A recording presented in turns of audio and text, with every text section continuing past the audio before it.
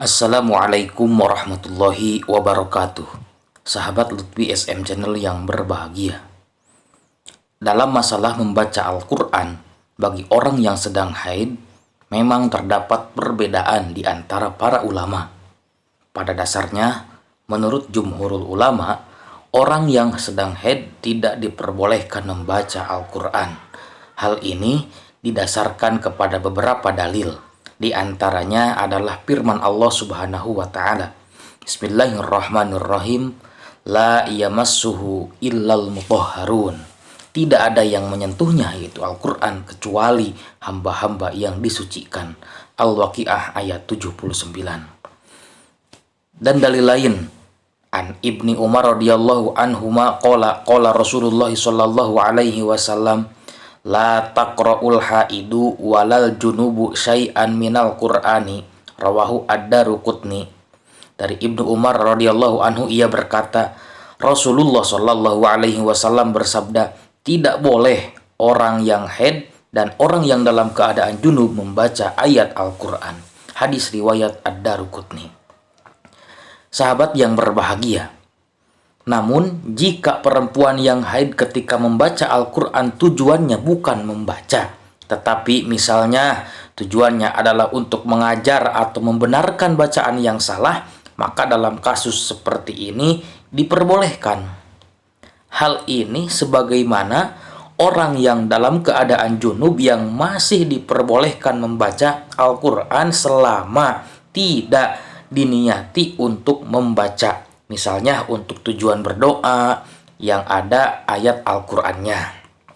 Sahabat yang berbahagia, dalam kitab Bughyatul Mustarsyidin halaman 52 dikatakan, wa tahrumu qiraatul Qur'ani ala nahwi junubin biqasdil qiraati walau ma'a ghairiha la ma'al itlaqi ala rajihi wala biqasdi ghairil qiraati karoddi golatin wa ta'limin wa tabarrukin wa du'ain. Artinya, dan haram membaca Al-Quran bagi semisal orang junub dengan tujuan membacanya walaupun dibarengi dengan tujuan lainnya. Dan menurut pendapat yang kuat, tidak haram baginya bila memutlakan tujuannya, dan juga tidak haram tanpa adanya tujuan membacanya, yaitu Al-Quran, membaca Al-Quran, seperti membenarkan bacaan yang keliru, mengajarkannya, mencari keberkahan, dan berdoa.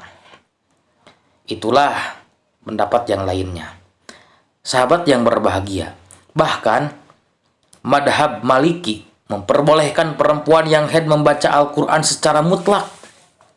Bahkan bagi perempuan yang mengajar atau diajar, guru atau murid yang dalam kondisi haid boleh juga menyentuh mushaf. Alasannya adalah bahwa orang junub itu bisa dengan mudah menghilangkan hal yang bisa membuatnya dilarang untuk menyentuh Al-Quran, yaitu hadas besar, dengan cara mandi besar. Kondisi tersebut berbeda dengan orang yang sedang haid atau nifas. Hal ini didasarkan pada keterangan di bawah ini yang akan saya bacakan. Wa dhahabal malikiyatu ila annal haido yajuzu laha qiraatul Qur'ani fi halis tirsalid dami mutlaqon kanat junuban amla khopatin nisyana amla wa amma idan qata'a haiduha fala tajuzu lahal qiraatu hatta tagatasil junuban kanat amla illa anta khopan nisyan. Artinya, kalangan dari madhab Maliki berpendapat bahwa orang yang haid boleh baginya membaca Al-Quran dalam kondisi masih mengeluarkan darah secara mutlak, baik dalam keadaan atau tidak, atau adanya kekhawatiran lupa hafalan Al-Qurannya atau tidak.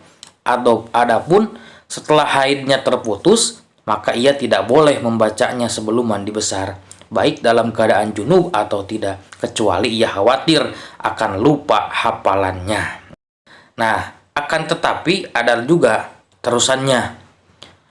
Illa li muallimin wa muta'allimin wa in haidon la junuban ayahrumu alal mukallafi masul mushafi wa hamluhu illa idza kana mualliman aw muta'alliman fayajuzu lahuma masul juz'i wal lauhi wal mushafil kamili wa in kana kullun minhuma haidon aw nupasa'a li adami qudratihima ala izalatil mani'i bi khilafil junubi li qudratihi ala izalatihi bil gusli awil awit tayammumi wal muta'allimu yashmalu man sakul alaihil qur'anu pasoro yukarriruhu bil mushafi, kecuali bagi orang yang mengajar atau orang yang belajar meskipun dalam kondisi haid atau junub. Artinya haram bagi mukallaf menyentuh mushaf dan membawanya kecuali dalam kondisi sebagai pengajar atau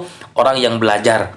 Maka boleh bagi keduanya menyentuh sebagian atau papan tulis yang bertuliskan ayat-ayat Al-Quran atau lauh namanya, dan seluruh mushaf meskipun keduanya dalam keadaan haid atau nifas karena ketidakmampuan keduanya untuk menghilangkan penghalang. Hal ini berbeda dengan orang junub karena kemampuannya untuk menghilangkan penghalang dengan mandi atau tayamum sangat gampang gitu kalau hanya junub saja.